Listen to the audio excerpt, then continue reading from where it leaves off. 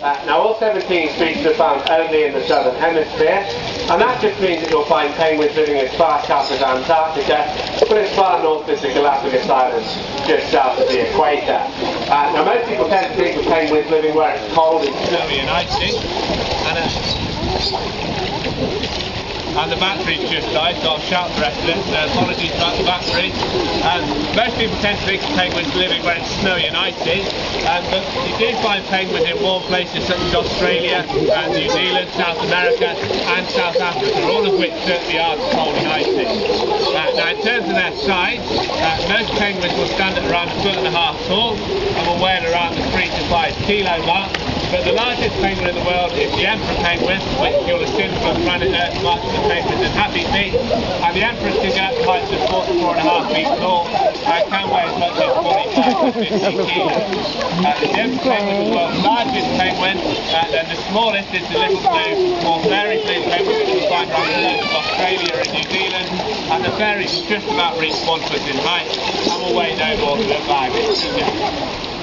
Now here at Birdland we currently have 2 types of penguins, so I'll introduce you to our smaller group first, which is our group of 11 Humboldt penguins, which are these little ones in the water. And the Humboldts are found in the wild around the coast of Chile and Peru. They are also known as the Peruvian penguin, and although they're very common in zoos, unfortunately in the wild they're now quite rare. And that's mainly due to a lot of destruction of their nest sites, and their numbers are now down to around 12,000 in the wild, which sounds a large number, but when you consider they're only found in about 15, 16 colonies, and they are in big trouble. So, and if there was a natural disaster or an oil spill, for example, the Humboldts would be in real big trouble. So our group is part of the European breeding programme to try and boost the numbers up. And in terms of the breeding, what they would do, in the wild they would find themselves a cave or a burrow to nest in.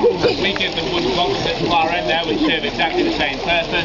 And they'll build a nest in there using leaves and twigs and any bits of vegetation that they can find. And after about a month of nest building, our female Humboldt penguins will go on to lay 2 eggs, which look just like that. That's one from last year that didn't hatch. And she'll take it in turns with the male to incubate for around 36 to 42 days. Not too much, I'm afraid. When the eggs hatch out, since the eggs aren't very big, the baby Humboldts aren't very big either. The one we bred last year was a little bit smaller than that on the day she hatched, and therefore they're vulnerable to the predators, to the cold. So the chicks stay in the nest box until they're fully grown, which will take about 3 months, and they'll still rely on them and that's about another 4 months after that to feed them. Now with our 11 Humboldts that are here at the moment, we've got Sean and Millie, our 2 adults at the far end. They've both been here for quite some time, and we can recognise those 2 quite easily. If you look at their tummies, you'll see they have different patterns of black dots on the tummy, and everyone has unique markings. So in Millie's case, she's got a triangle of black dots at the top of her tummy, and Sean's got a line of 3 dots on the left-hand side.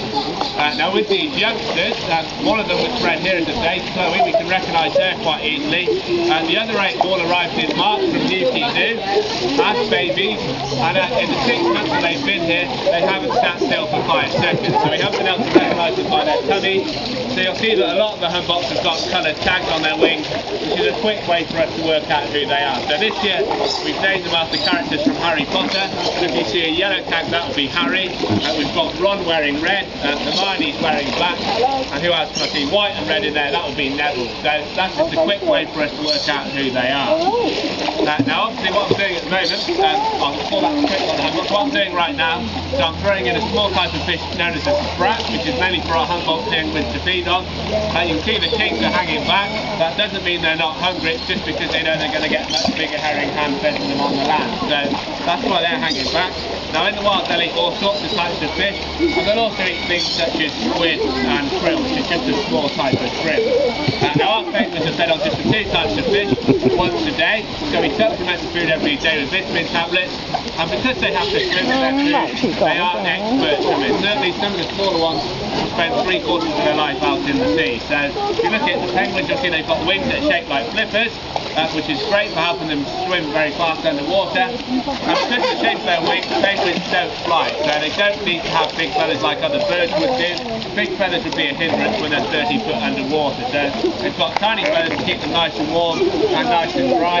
And to steer themselves, they've got that triangle shaped tail at the back and their big web feet at the front. Now in terms of their speed, the bigger the penguin is, the slower it is. So Spike here would have a top speed of about 10 miles an hour, no more than that. Sean and Lily could quite happily reach 20 to 25, no problem at all. But because they're smaller, they can't hold their breath for very long. Those will hold their breath for no more than 5 minutes at a time. King penguins have been known to hold their breath for up to half an hour, and dive down to depths of several hundred feet, where they can catch their prey in the dark. But what I'll do, to save me shouting on, I'm going to head off down to the land now and do a little bit of hand. Type of penguin. They stand at around 2.5 feet tall, and they weigh in around the 8 to 12 kilo mark, generally with the males being bigger and fatter than the females, but that's not always the case. Now in the wild you'll find king penguins anywhere just north of Antarctica, but not the Antarctic itself, so smaller islands such as the Falkland Islands, there we go, smaller islands such as the Falkland Islands, the Shetland Islands, and South Georgia is where you'll find them in the wild. Now we are very fortunate to have these penguins, because this is now the only rookery or colony of king penguins left in England, and it's now only us and Edinburgh Zoo with them in the UK, and there's only about 15 colonies left in Europe, so they are very rare.